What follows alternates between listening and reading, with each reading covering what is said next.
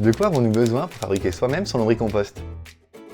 30 planches d'une longueur de 32 cm, 4 tasseaux, de grillage, du papier journal, des vis de diamètre 4 et de longueur 50 mm, des clous, d'un marteau, de crampillons, d'une visseuse ou d'un tournevis. Nous allons commencer par monter le fond du lombricompost. Pour cela, il faut assembler 4 planches ensemble pour former un rectangle. Pour faire le fond de la structure, nous allons prendre 4 planches, les assembler 2 par 2 et laisser un espace au milieu pour permettre la ventilation du lombricompost. Le fond est monté. Nous allons ensuite monter le premier bac. Pour commencer, nous assemblons 2 fois 4 planches afin de former 2 rectangles. Une fois les 2 rectangles construits, il faut les superposer. Ensuite, nous fixons les 2 structures ensemble à l'aide de 2 tasseaux. Pour monter le deuxième bac, recommençons l'opération.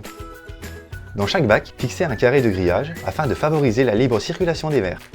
Pour fixer le grillage, 3 crampillons par côté sont suffisants. Dernière étape, nous allons monter le couvercle.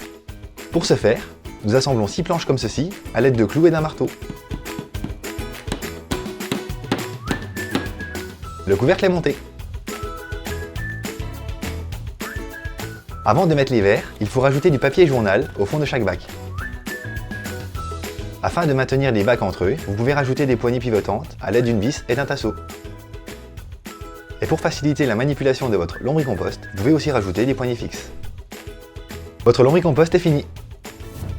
Afin d'offrir une qualité de vie optimale aux vers, vous pouvez stocker le lombricompost à l'ombre et à une température comprise entre 15 et 25 degrés. Le compost peut être alimenté avec des filtres à café, des épluchures de légumes, des restes de fruits, des sachets de thé, du carton, de la sciure de bois, du papier journal. Bon compost à tous!